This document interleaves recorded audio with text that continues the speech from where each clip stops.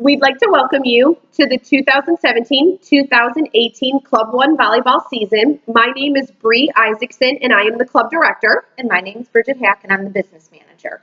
And what we're essentially going to do today is we are going to put together this video, which is like a brief snapshot into what the Club 1 volleyball program is all about.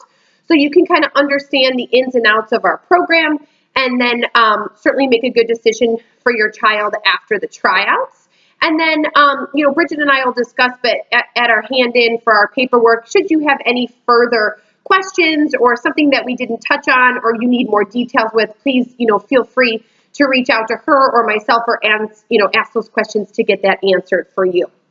So first, I'm going to go over kind of all the general information about the club. Then Bridget's going to go over the finances. And then we'll kind of just talk about the tryout process itself, and then we'll kind of wrap it up. So we're going to try to keep it to the point and not terribly long so that, nobody has to sit there for too crazy long to hear all of the stuff that I have to say. So first couple of things. USAV registration, AAU registration. Our high school athletes are going to need to be registered in both. If you were at the tryout, you will already have the USAV registration. And you may need to update it if you, because it doesn't expire until October 31st of 2017. So if you played at a different club last year or you played for us, it's good until then. If you haven't played somewhere else and you just did the tryout membership, you'll need to upgrade it. And since we don't start till November, that will need to be renewed prior to the start of practice, as will the AAU membership. And then lastly, all forms and paperwork will need to be complete prior to the start of practices. So Bridget will kind of go over what that is so you know what it is that needs to be handed in. But with that said, just a heads up, if you're missing something, Bridget will certainly reach out to you to let you know prior to practices beginning. But if you don't have it on that first practice day or something is missed, we'll kind of be there to check you in, and we'll need to make sure that everything is complete. And then once it is, all athletes will be able to practice.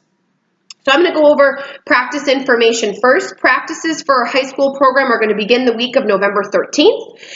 We know right now that our 15s practice 2 days a week during the week and on one weekend day. The only time they're not going to practice 3 days in the week is if they play both days on the weekend. So other than that, if they play, the primary practice day for 15s is Sunday. But if they played, so they have the entire weekend off, Sunday would be their practice day. But if they played Sunday, they would actually practice Saturday. And if they played Saturday, they'd actually practice Sunday. And when the the practice schedule comes out, you'll know the exact times they stay consistent throughout the season. And you'll kind of know which days are which based on your tournament schedule.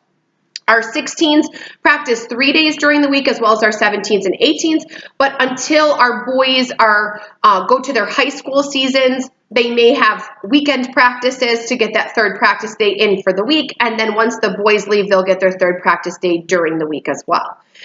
We use 2 facilities this year. We use the Club 1 facility, which has been our home base for a really long time. And we also picked up the Plainfield Community Church. That's less than a mile from our facility, right off of Route 59. We'll be using that facility as well. And when the practice schedule comes out, it'll be really clear which location that you're at. We ask that our athletes come to practice 15 minutes before practice starts so they can certainly be ready to go. If they're going to be late or absent, we ask that they contact their coach. If they don't have coaches yet, it's the beginning of the season, you can contact Bridget or myself and we'll pass the information along. We do allow our athletes 3 excused absences. Those are for personal use. So if you need it for a grandma's birthday or a study day or an illness day, those are yours to take, and you would just communicate that directly with the coach. Outside of those 3 absences, we do allow our athletes to make up practices to kind of get those back. And if it becomes excessive or someone's not at practice a ton, it certainly could affect their playtime. If somebody has a serious illness or injury, of course, that's something that we will work with and kind of formulate a plan to help our athletes return. And then the only exception to this is multiple sport athletes, and I'll kind of discuss that as we get a little bit further down. All athletes are required to wear Club 1 practice gear when they come to practice. That's a Club 1 t-shirt, spandex, knee pads, socks, shoes, shirts tucked in, and hair pulled back. If you're new to Club 1 and you don't have a Club 1 t-shirt in any capacity, any athletic t-shirt will do. And then once the practice t-shirts come in, it would be the expectation that our athletes wear those. If you're a returning Club 1 member, you should have lots of practice t-shirts, and we would expect that you would start wearing those once practices begin. One other thing that I just want to touch base on practices is that, and many of you probably know who have been in our program in years past, we use every part of our gym when we train. So practices are close to our parents simply because we don't have the space. Now at the church, we're kind of in the back area and there is an open area to kind of watch, and if you choose to stay there, there is internet, there's TVs, and there's tables to work. So you're certainly more than able to watch if that's what you want to do. But at our facility, we do open up the practice facility on the first practice of each month for you to kind of come in and watch, and we set up our practice plan so that we're not running you over while you're sitting there and watching. But otherwise, practices are closed. If you have, an issue, or you want to come in to see something, or there's something outside the norm, certainly feel free to reach out to Bridget, myself, and we'll be able to kind of put something together for you. As I had mentioned previously, we encourage our athletes to be multiple sport athletes, and so this is what we ask. We feel that this works really well for us as long as there's great communication. So if your daughter is playing on another school team, we just ask that you provide a practice schedule, a game schedule, and that there's real great communication between the athlete and the coach so we know when our athletes are going to be there and when they're going to be gone. Same with a school function, band, plays, things of that nature. The only thing that we would ask too is on some nights, maybe there's a game at the school, there's play practice, whatever the case is, and you're only going to be able to get to practice for 20 or 25 minutes. We ask that you make the effort to do that. If you have to come late or you have to leave early, we certainly understand. We just ask that you make as much of an effort to be with us as you do the other programs that you are a part of. As I move on, I'm going to just talk about tournament information. The tournament schedule right now is 99.9% complete. We do have just a couple holes in our schedule as people are finalizing, what availability they have to host. What we will do is we will send out our tournament schedule once it's complete, and then once you know what team your daughter is on, you will follow that tournament schedule. I can tell you that on average, we play 2 times per month, January through June. But sometimes it doesn't work out as perfectly as that is, but that is certainly our goal. And you'll know the exact tournament schedule dates once we set it out, but you may not know the exact times. And so the only thing that I just want to mention is tournament hosts typically don't put out their tournament start times until closer to the event date. So you'll know you play this coming Saturday, but you may not know your exact start time. And the reason that tournament host sites do that is because teams often cancel really late into the week, and they don't want to have to send out 20 revisions of a schedule. So once we get the schedule, the exact start times, we will send it out to our coaches as well as our families so you can plan, but you'll certainly know long in advance what weekends you're playing so you can plan for that.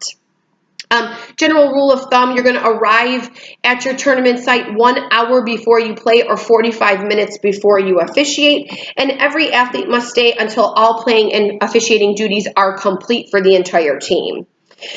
We do ask that you respect all host sites' food policies. I can tell you, we said this in our last one, we've been doing this a really long time, and there is no place that I have gone in the past 19 years that have allowed you to bring in outside food. It's the way that different tournaments make money.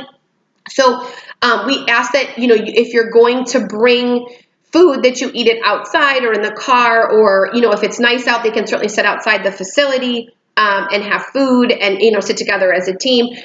There is an exception, and if somebody has a certain allergy and you need specific foods while you are there, you can email Bridget or myself, and we will email the host site and see what their policy is. And there are a lot of places that have a variety of foods, and if they have foods that can accommodate you, then the expectation would be for you to eat, and follow the same rules as everybody else. But if for some reason they don't have those things, they would certainly either give us a pass or have a special sitting area so that you could eat the foods necessary while you're at the event. As far as playing time, this is, I think, an important thing just to touch base on. Coaches determine what position your child plays and how long they play in a match. And certainly we set up our rosters, in our program that everybody will have an opportunity to play. But it is the expectation that everybody's going to work hard and be there and give their best effort. And if somebody isn't, or they are there and they're not working hard, that, that could affect their playtime. But certainly our coaches will discuss that with them. And I can tell you that it would be impossible to think that everybody could ever get equal playtime based on positions, based on the match based on the team you're playing, based on the score. So we certainly look to give each of our athletes a role, but we aren't going to guarantee a set amount of play time for anybody. And we touched base on this last year for what we consider our top teams, our red teams. We don't guarantee play time. Now, we've been doing this a long time. We put the right number of kids on each team so that everybody does have an opportunity to contribute. We know that that's a part of their development. We know it's the part that the kids like the most. But we do like to throw it out because we just want to make sure that everybody knows that we have to be working hard at all times and that there always is a possibility, that could happen. If your daughter is unhappy about her playtime, then we would encourage them to come and talk to the coach directly. Certainly they have the relationship in practice and in match play. And I think that the coach is a great place to start to know what they need to do and what they need to do better, to get more of what they want. If after a certain amount of time, this issue seems to still be unresolved and it hasn't really gotten any better, then we can certainly sit down as a program with the athlete and the coach and myself or Bridget or a lead coach in the age division to kind of just talk about it and see what we could do to make the situation better. But we do ask that you give a little bit of time. Just because a conversation is had doesn't mean that all of a sudden it's going to be better. But we're more than happy to sit down. We do just ask that you follow the proper chain of command so that we can try to solve it the right way. We do offer a 24-hour rule, and what that essentially is, I don't know a sports program at this point that doesn't have one, but essentially what that is if there's something that's super bothersome to you that needs to be addressed immediately, whether it's at a tournament or a practice, we do ask that you wait 24 hours to address it. You can send an email to a coach. At that time, you can send an email to Bridget or myself, and then we will certainly look into it. But we do know that like anything in life, at times we become upset or disappointed. And we do ask that you wait that 24 hours because we have found that nothing good gets solved when people are really upset and emotional about something, especially when our kids are involved. So we ask that you wait the 24 hours, send your email, and we'll go from there. The other thing I just want to remind everybody is our coaches are dedicated, to our program and spend countless hours with our athletes.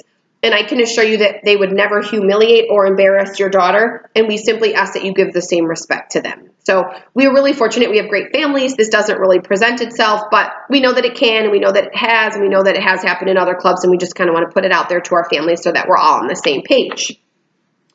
We do have a parent expectation section of our handbook, and I do think it's important just to read it.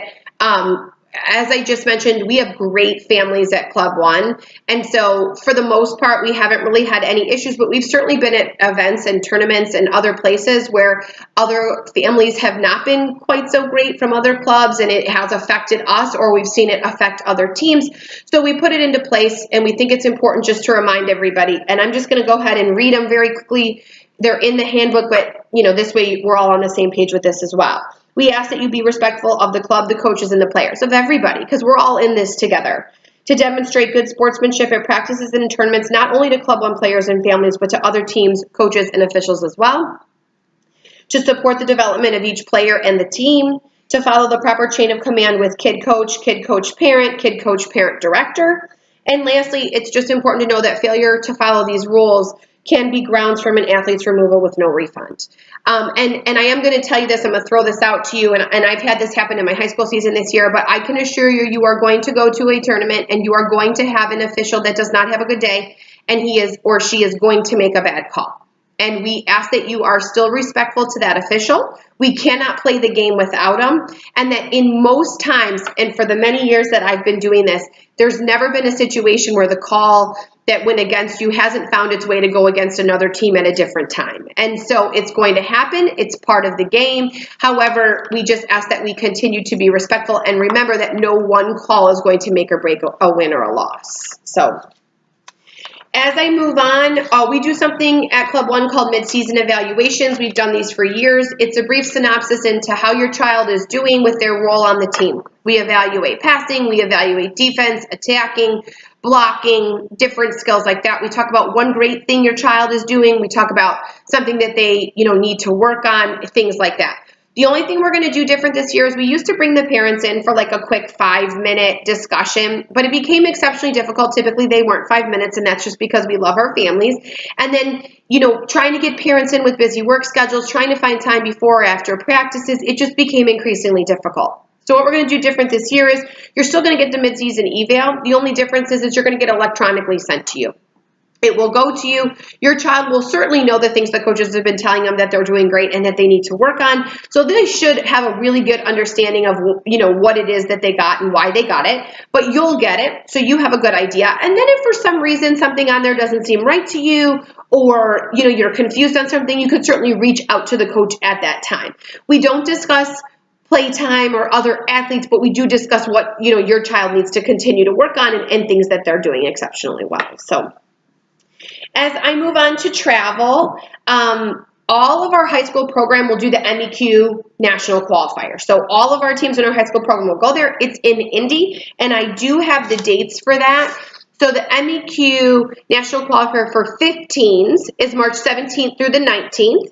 And then for 16s, 17s, and 18s, it's March 23rd through the 25th. This will be clearly marked on your tournament schedule, but I know people sometimes, because there is a week date in there, people like to know so they can potentially take off for work or things like that. So I thought I would throw that out to you guys early.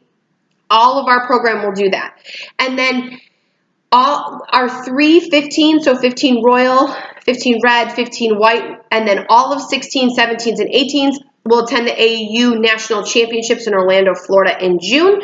And I can tell you right now that Florida has put out their dates, a span of dates. It is June 16th through the 28th. Now that isn't, you don't play the entire time. You play 4 days and you have to be there before the tournament begins. But that's the span right now of their championships. Now they have, like just yesterday or recently, come out with the actual play days for each age division, but the actual 15U, 16U, 17Us can be split based on division that you're playing in. So right now we're going to hold off on giving specific dates until we get through and we kind of put our kids on teams, and then we'll immediately get that out to our families so you can start planning for that as well.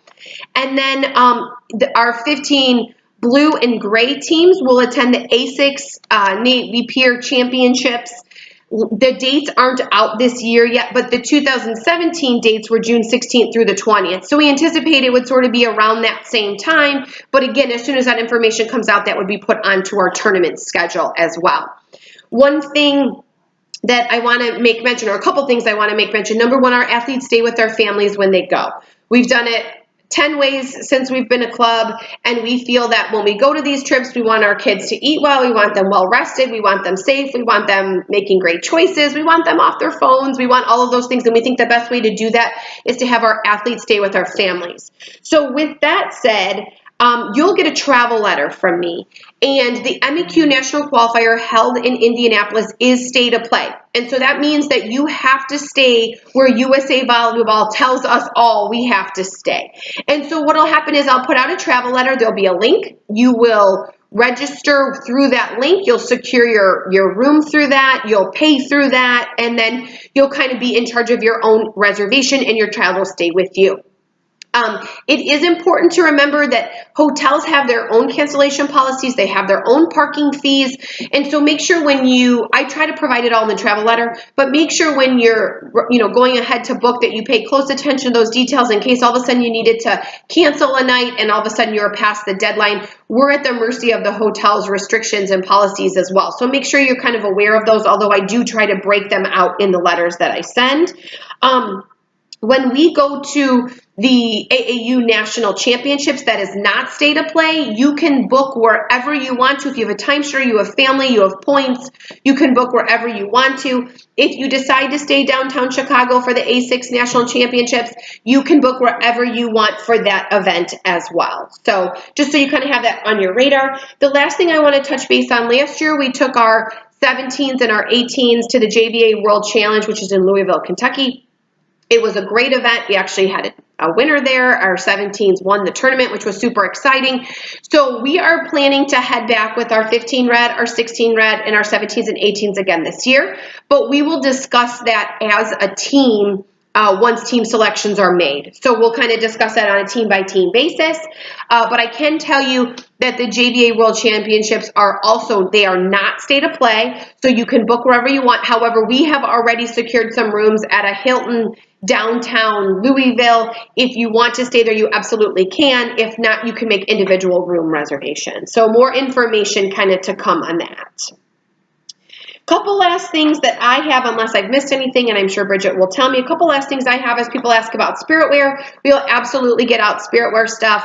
Right now, we're just trying to get through tryouts. We're trying to get through uniforms. We're trying to get through all of the things that kind of come at the beginning of a season. We'll throw it out. We know some people take advantage of it right away. Some people, there's just too much going on, and we'll throw it out. We'll do our best to throw it out a second time once we kind of get over the beginning of the season, so that our families have an opportunity to represent our stuff if they choose. We do ask that you check our website frequently. We do have a Facebook page. We have an Instagram page. We love to talk about our team successes, our college, recruiting, all the different things that go on, our volunteering that we do within our program. So make sure to kind of follow that stuff. And I know Bridget will talk on Sport Engine, but it's also super important that you have a good email in Sport Engine, that it's not your child's email, or it's not one that you don't check regularly, because all of our communication comes through that. So she'll kind of touch base with, with that. Our parking lot, we don't really host at Club One, but our parking lot is on the side of our building where the garages are. It's on the front where you come in, but it doesn't extend into that next building. They have businesses there, so we're not allowed to park there, and we can be towed. So if there's ever a time where you need excess parking, you can park on Coil Plus Drive, which is the street that is behind our building, or if it was ever crazy, you could always park in the Public Works building that is across the street. And then the last thing that I think I have is, just as a reminder, we did this last year. We can kind of touch on it with uniform, but everybody needs a ball when we go to tournaments. So we're going to ask that if you have a ball already, make sure that your child brings it with to tournaments. If you don't have a ball, we will offer them a great ball at a good price, but you're more than welcome to buy it on your own. But what was happening to us is we were taking our practice balls to tournaments, and teams that had practice then didn't have enough balls, and then we were losing them at tournaments, and it just kind of became a mess. So we kind of went back to the old way we used to do it. So if you need a ball, be looking for an email from us. If you have one, please use it. If you know you can get one, feel free to do that. So what I'm going to do right now is I'm going to turn it over to Bridget, and she's going to kind of talk financials. Excellent. So now we get to the good part, I guess, for me, because this is what I do. But this is obviously an important part just with the whole registration and everything like that. So I'm going to touch on all of it and hopefully answer all the questions that you could possibly have regarding the payments and how they work and etc.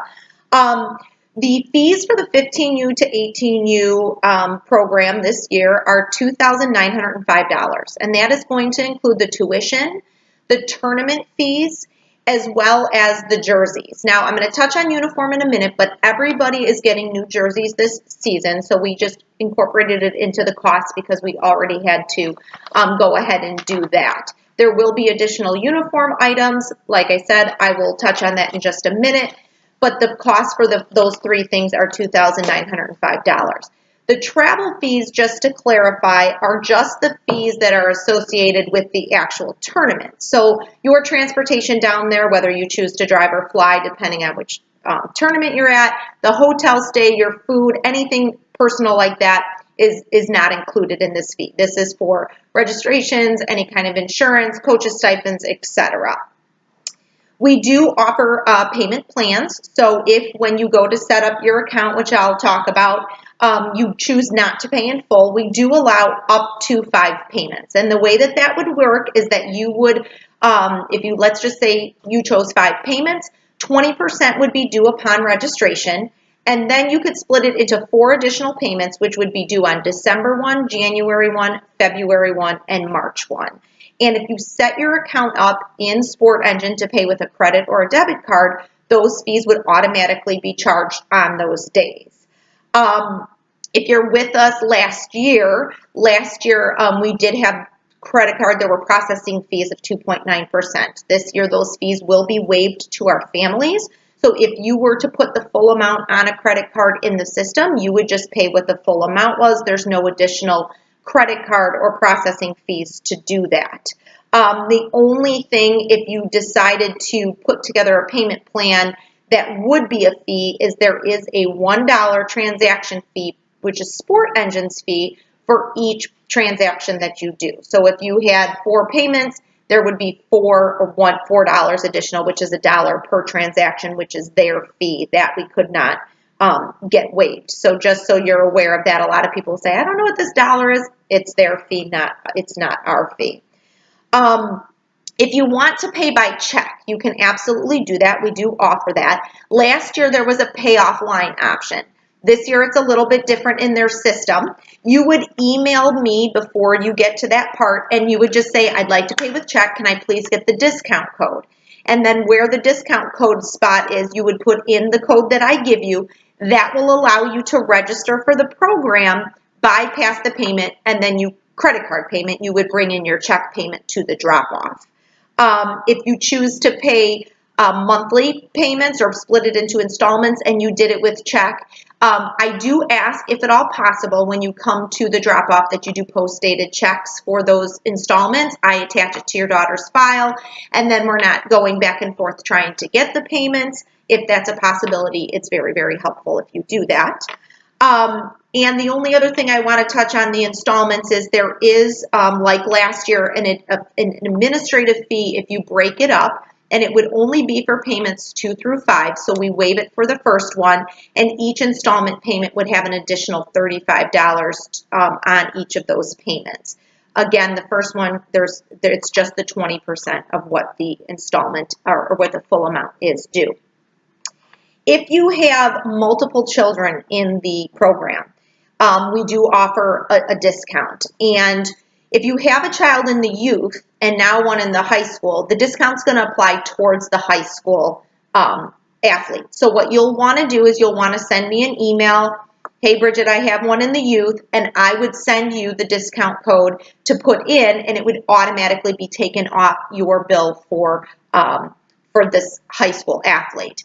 We have a 2-sibling, 3-sibling, so you would just have to tell me, and of course I would probably already know, but you would just remind me. I have one in the youth. If you have 2 in the high school, then one of the high school athletes, you would put it on the account and it would apply towards that account. But you do have to email me for that code because there's certain codes assigned to certain discounts.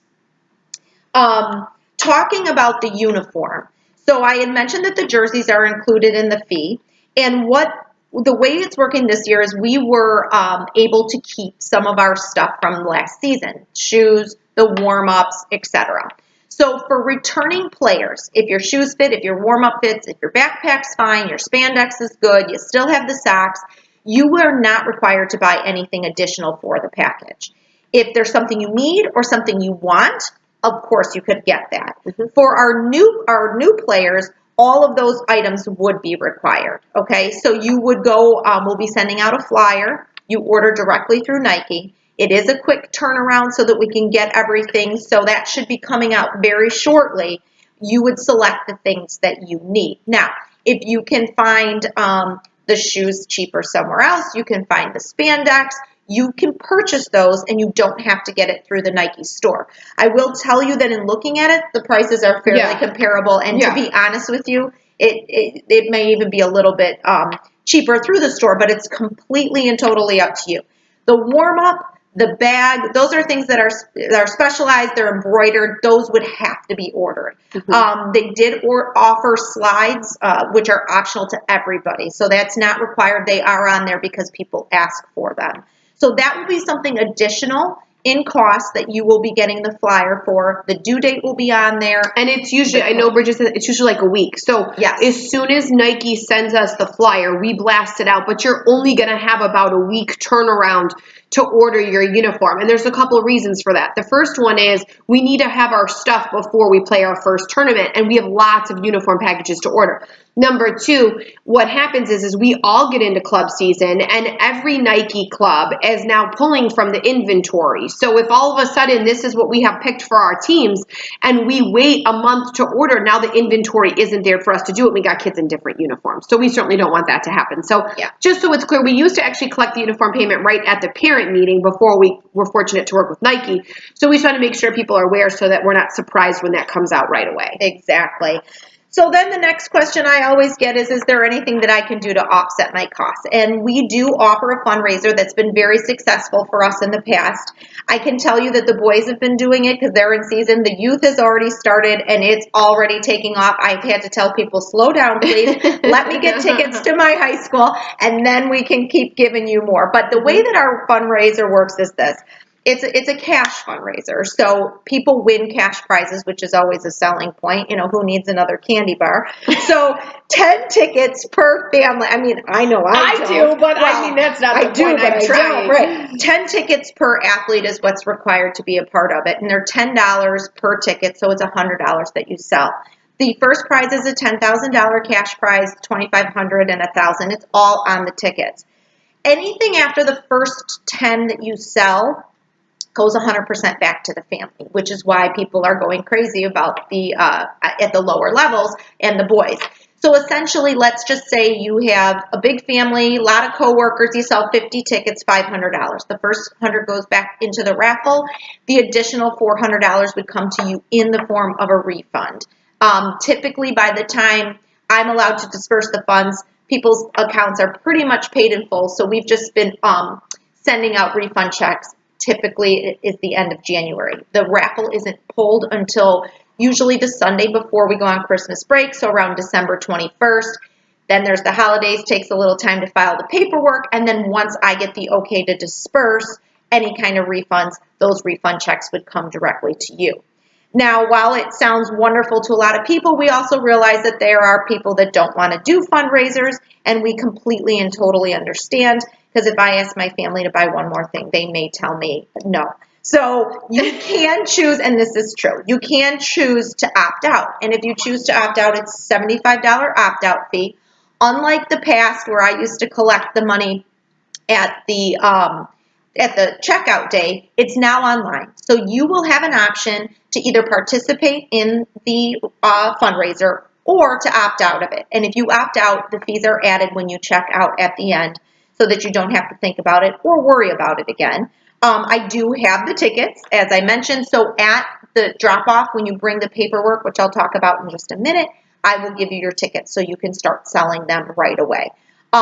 Sometimes I will say that the kids get the tickets if you have it, and they don't give them to you. So make sure that you ask, because by the first practice, everybody will have tickets because I keep track of who needs them still. So make sure that you ask for those if for some reason you don't get them that first day. So with that said, that is just kind of how the whole financial part works. The most important then part is how this whole step-by-step works after the actual tryout. Mm-hmm. So your daughters obviously have already tried out because you're watching our video, and their number was posted on our webpage. So the first step is to watch this amazing video with all of the information that we have. We're thinking to take it to like big time. I'm sure people would love to watch it. He would love to direct this next time because clearly we are not the videographers. But you've watched the video, and now these are your next steps. The first step, which is, she's cracking up, is this. We need to make sure that we know and have a commitment from you. And so what we ask is that we get an email by noon on Monday, October 23rd. That allows us to start to get our numbers together and reach out to anybody who may be on that wait list and offer a spot to them if for whatever reason you choose not to accept yours. And we understand that after watching this video, it's a discussion that you have to have with your family. So even if you choose not to take the spot that was offered, if you could send an email to me saying thank you, but we've chosen to go in a different direction or whatever, that gives me the time to be able to reach out to another family and offer it to them. Everything in the step-by-step, which you've probably glanced at, is going to be broken down. So if you follow each one, you won't miss anything. The next important one is registering in Sport Engine. And like Bree mentioned before, Sport Engine is our way to communicate with you. That's how you're going to know about the uniform deadline date, any kind of tournament schedules, any practice, anything that we have, we send it through you. I know that parents want to make sure that they're getting it, so please put the most used email address that you have. The way Sport Engine works is that it is going to send out to the account email, so whatever is attached to the account. Even if you have secondary emails, they're not as reliable to get them. Now, I can work with Sport Engine to see why, but initially you want to make sure it's going to an email that you know and check regularly. So please make sure that you do that. We will then have the registration links for your USAV membership. I'll have a separate link for the AAU membership. And then what's a little bit different this year is that all of our forms are online, minus those medical forms that I just mentioned. Even though those are online and you're going to sign and initial everything, I am adding the financial agreement as one of the steps that I need to have printed out and brought in because it gets attached to your daughter's file. And in addition, this year, different from the past, if you've been with us, I'm asking that the birth certificates be brought in, if at all possible, at that meeting. Now, if you need to find it, get it out of safe deposit box, scan and email it to me, no problem. But I'm collecting them, or we're collecting them in the beginning of the season, because at the end, we just want to make sure that there's no glitches when kids are going to travel, because they will not let them participate without having that birth certificate. So with that said, you will follow the step-by-step. The final step would be on Monday, October 23rd, between the hours of 5:30 and 7, and it's just an open house, so you don't have to be there the entire time. You would come in and you would drop off, there's going to be about 5 forms. So you're going to drop off your USAV medical. There's 2 separate JVA forms, a liability and a medical release, and I will have them separate so that there's no confusion. The financial agreement, the birth certificate, and then if you were going to be paying by check, you'd bring in your check payment on that night. And this is just a way, there's not a lot of turnaround time from the time that your girls try out to when they start. And because we need all of the paperwork before the first practice, this is a great way for me to collect it and then reach out and we can follow up on anything that might be missing so that nobody misses out on any practice time because of the information not being submitted to us. So what, again, we ask you to do, those numbers will be posted probably within an hour or so, give us a little time after the tryout. And let me just tell you this, last time we had youth tryouts and Bridget goes to post the numbers and the server crashes. And not our server, the server of the system. We're like, what? Yeah. And people are like emailing us and calling us and texting us and we're like trying to find alternate ways. So it'll be a top priority. It will go up right away. But just know that crazy things at times happen. And if it does, just give us a second, but we'll get it up right away. Right. And at that point, we just kind of looked at each other and said, I'm not really sure what we're going to do right now, but we figured it out. And people had their numbers right away. I got genius. I thought of things and we got it out. But sometimes it does take a little bit of time. So if you could be a little bit patient. I do send an email out to everybody who's registered for the tryout, just letting them know, hey, the numbers are posted. And then, like I said, if you follow the step-by-step, you'll be absolutely fine. Of course, when you email in your commitment, I will email you back letting you know that I received it so that there's no confusion. You know that we have it and we're all set and good to go. And then I'll see you that next night at the actual drop-off, and if there's any specific questions that you have at that time that weren't answered or whatever, I'm always happy to answer those questions at that time. And I think that's it. Did I miss anything? No, you didn't miss anything, and I did miss one thing. So I did, and I just want to throw this out, especially just for new families. So when we have tryouts on Sunday, no team selections are made at that time. So you know you've made it into our program. We select a set number from each age division. But just so you know, when we come back in the gym in November, we'll have a couple weeks, 2-3 weeks of training, and then we'll place the athletes onto teams. You'll get your coach's information, and then you'll know which tournament schedule works with which team so you can plan. So I just wanted to throw that out because I know sometimes people get told teams, like in other sports specifically, like right away. I just want to make sure everybody knows we will take time because, you know, one day certainly isn't enough to evaluate 100-some kids in the gym. So that's that with that. And we hope we answered, you know, all the questions that you have. We're certainly available to answer more. Bridget really loves answering a ton of questions, so I would highly suggest you go and ask her. But we're super excited.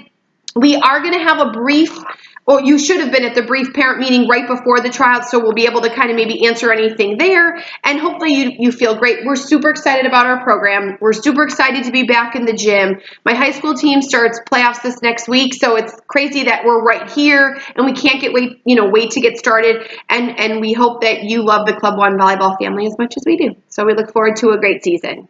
And we were going to try to get quicker, and we got longer. I'm sorry. sorry. But you know what? We hope that it does answer all the questions, because being able to look at this and take the time, in your own privacy of your own home, hopefully we answered all the questions you have, and we will see you very soon. Sounds great. Thanks.